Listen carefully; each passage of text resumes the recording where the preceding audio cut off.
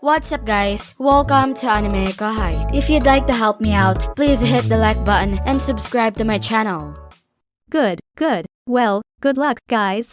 And by the way, Rimuru said he'll be watching this battle. We'll be deciding who's the next overseer based on this, but it's a good chance for all of you to show off, okay? Everyone's faces turned dead serious. Sir Rimuru will be watching. Even Zijin, silent until now, felt the need to gravely ask the question. It really surprised Apito. The Insect Kaiser was a taciturn individual, rarely speaking at all. Apart from his loyalty to the Demon Lord Rimuru, Zijin was interested in little besides strength. Yes. Rimuru said he'd be observing the whole thing, okay? The unanticipated pressure made Ramirez stammer a bit. Not even she had the opportunity to see Zijin talk much. Her surprise was only natural. Zijin, there are no lies in Ramirez's words. Rimuru has a great curiosity about the strength of his labyrinthine ranks. That is why he trusted you all enough to give you such a major role in this war. Veldora, following up for the flummoxed Ramirez, saw Zijin as an excellent student, one he had been training in combat for some time. He was stronger than even Cherries, who had been with Veldora for a very long time, and if the conditions were just right, he could fight evenly, or better, with Veldora himself. He was, in essence, too strong. Nobody in the labyrinth except Veldora could handle him, and that's why he was so excited for this once-in-a-lifetime opportunity. Ah, Sir Rimuru, watching us. This is so emotional for me. I'll be sure to show him just how much I have grown. Of course. He said he was expecting a lot out of you all, so let's give him a big surprise. Ramirez might have been giving them an innocent smile right then, but deep down, she was merciless. Being a self-styled demon lord, she wasn't afraid to abide by survival of the fittest. Everyone who enters the labyrinth, including Empire soldiers, is presented with a set of rules. After each person is confirmed to be a willing participant, they are then asked, directly to the instincts in their mind, whether they're okay with never leaving unless they beat the dungeon. Would they see it as a threat or a warning?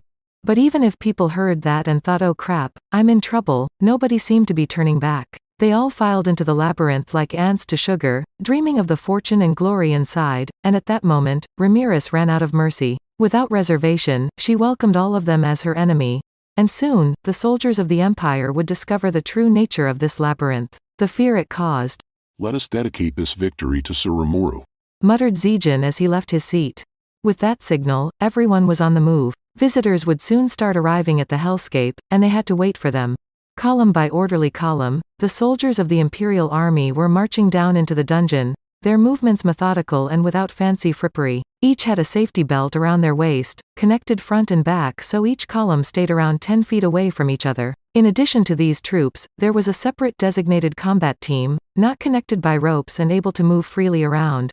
When not engaged in a fight, they held onto the main force's lifelines. With enough sheer quantity, no labyrinth was ever going to be a problem. They had prepared everything well in advance, and this entire force wouldn't have any issues getting lost as they marched onward. Satisfied with his handiwork, Calgurio's mind turned toward all the riches he was set to gain shortly. This maze is mere child's play. The problem is all the monsters that live inside. Not their strength, per se, but the time they'd have to spend dealing with them. Their preliminary intelligence indicated the labyrinth ran a total of 60 floors, but they hadn't received confirmation on that yet. At least one rumor pegged the actual number at 100, but the other officers had dismissed that as unrealistic, a bluff. Still, the deeper the floor they reached, the more valuable the treasure they'd be bound to discover, and most importantly, the purer the magic crystals they were likely to find. That alone made this a very attractive offer, but the deeper you went, it seemed, the stronger the local monsters would become. That, Calgurio thought, had the potential to become a big hassle. Well, once we find out exactly what kinds of monsters we'll encounter down there, we can figure out how to subdue them the right way. That'll make for more efficient hunting, too. Stroking the beard he was unduly proud of, Calgurio had made his conclusion. Seeing the well-trained soldiers spread before him, their Grand Majesty a symbol of the Empire's authoritative power, this labyrinth hardly seemed like a threat at all. They had all undergone training to simulate the style of battle that would likely unfold down there. Practitioners of spirit magic would map out the path ahead, and then the special ops teams would disarm any traps. The combat team would then dispatch the local monsters, then the cleanup team would scavenge for salvageable materials and magic crystals. The lead member of each column was responsible for overseeing this entire process from start to finish. Once all the treasure was gathered, it would be sent rearward by the soldiers tied to each other, all the way back to the entrance gate, where the platoon standing by there would take it to the nearby command HQ. Linking soldiers together like this would allow them to quickly handle any unexpected changes in the process. If something came up, the soldiers were carefully trained to retreat at once in order to report to their superiors. Calgurio's plan worked extremely well.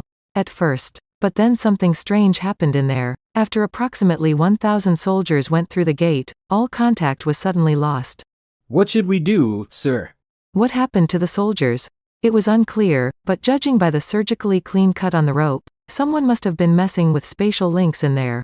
We were briefed on that. The labyrinth can change its structure at times, but they said it happened once every 24 hours at most.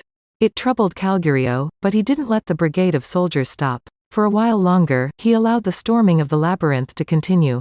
What they later found, after some more observation, was that the labyrinth changed structure with every 1,000 people they put in. Wait, not quite. I see. It looks like the enemy's welcoming us with open arms. How do you mean, sir? Simple. I'm sure it doesn't suit them much if the labyrinth's crawling with people. The stairs we see there don't lead to the second basement floor but likely to some other floor instead. Really? They can do that? Calgurio gave his surprised staff officer a "Well, what do you think, doofus?" look and a bit of a snorted chuckle. Well, I'm sure they can. This is a demon lord we're fighting, remember? If they can't pull that off on their home turf, they would have been destroyed ages ago. He had predicted what would occur in the labyrinth with decent accuracy so far. From the soldier chatter before they lost contact, there was no indication that anything unusual was going on. It didn't seem reasonable to think that something had just happened to them out of nowhere. Besides, we lost contact once exactly 1,000 people came in. What do you make of that? Yes. That's very insightful of you, sir.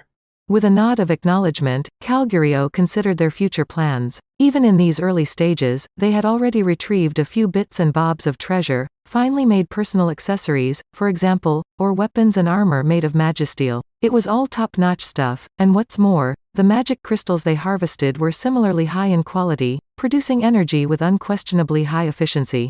If they halted the invasion now, the fates of the 2,000 people in there already would be all but sealed. Best instead to stick with the original plan and keep pushing all their masses of people inside. That was Calgurio's decision. They're trying to threaten us. Trying to make us give up on conquering this labyrinth so he can buy some more time. Expecting some reinforcements from Dwargon, no doubt. Hey, laughable, isn't it? Because by now, those reinforcements must be. Exactly. Stopping now is exactly what the enemy wants us to do. Make sure everyone's aware of that. Yes, sir. Continuing with our primary objective to conquer. Calgurio was satisfied with this. The enemy tried to trap him, and he was sure he saw through it. And weighing the potential profits from the treasure against the lives of his soldiers, he decided to ignore any lingering uncertainties in his mind. That moment alone decided the Imperial army's fate. A day had passed since the invasion began. The march had continued day and night, and by now, some 350,000 soldiers were in the labyrinth. Like clockwork, they were being sent to different locations every time 1,000 new soldiers came in. Apparently those soldiers taken to very certain floors were still able to bring at least a part of their bodies back outside the spatial rift, and the kinds of treasure they were still ferrying back was constantly changing. Nearly none of it was low quality, and there were even a few weapons with strange, concave holes inserted into them, some kind of new enemy weapon, perhaps. There was no better indicator of just how panicked the enemy was right now. They would doubtlessly have retrieved these weapons if they had the time to. If they didn't, it was proof that events had hurried them along involuntarily. They're all but putting out the welcome mat for us, and now that push has come to shove, they're finding themselves in trouble. So foolish. Using the labyrinth to attract people from surrounding nations, he thought, was a pretty neat idea. But not being able to handle matters right at this most crucial of moments made the whole thing seem shoddy to him. So while Calgurio had at first been openly derisive of the demon lord Rimuru and his team, now that a day had passed, he decided to halt the onrush and see how things unfolded. The soldiers around HQ were thus allowed to take breaks in shifts. Really, they could have kept going, but suddenly Calgurio was feeling uneasy. It's 350,000 troops in there so far, right? Yes, sir. Half our army has invaded the labyrinth. He might have been losing contact with them every 1,000 troops, but so far Calgurio's predictions were correct. Not much later, he got a report that soldiers inside the labyrinth had made contact with the ones who went in first. Now the Empire was gaining momentum. Everyone was on edge about the missing troops, so knowing that their comrades were safe in there came as a relief to everybody on site. They had been hiding their anxiety before now. Getting worked up about every little hitch would make you an embarrassment to the Empire, and the good news energized everyone all the more. They had nothing to fear now, and the speed of the labyrinth incursion was accelerating. Thanks to all that, now a good half of their entire army was sucked into the dungeon, but We've put hundreds of thousands in there, but they still haven't fully plumbed the labyrinth. Not even I thought it was this vast, no. 60 floors. I thought each floor shrank the farther down you went. That's what we heard, sir.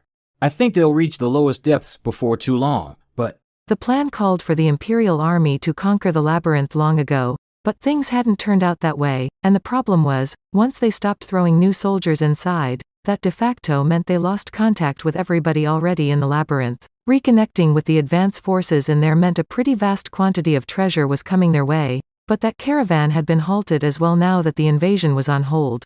And not one person who went inside has come out yet. no, sir. Apparently the labyrinth must be fully beaten before anyone can get out. Yes, I heard about that. Everyone who went in had a question run through their heads, didn't they? Correct, sir. But while the conditions are clear enough, it seems that before they can slay the king of the labyrinth, they have to defeat the guardians who are defending 10 keys. Ah, and we haven't beaten those yet? They had an answer, but it wasn't the one Calgurio was looking for. The king of the labyrinth was likely to be Rimuru, and if killing him beat the labyrinth, that was exactly what the Empire wanted, or should have wanted anyway. Instead, all they had done was stop sending in follow-up troops, thus cutting off contact with everybody inside. Do you think a force of 350,000 can beat the Demon Lord? The staff officers were at a loss to answer, but it didn't take them long to drum up their previous vigor. The blunder the kingdom of Pharmus made, I believe, is that it ran into Veldora. If it's just the demon lord Ryamuru alone, we should have enough resources to beat him. I agree with him, sir. We have a great number of over 8 troops in this initiative. Good news should be coming our way, in time. His staff, seemingly relieved that they were apparently on the same page as each other, rejoiced loudly over their assured victory. That's it for this video, guys. Thank you for always watching my videos and supporting my channel. Shout out to the new members of AnimeKouhai supporters: Master Yi Lord, Sky T, Diego Ginoza, Mathis Dangle, Gloomy, Nick H, Jason Torres, Kirisoto-sama, Sesh, Mika Pekarinen. Thank you so much for helping out. I'll see you guys in the next video.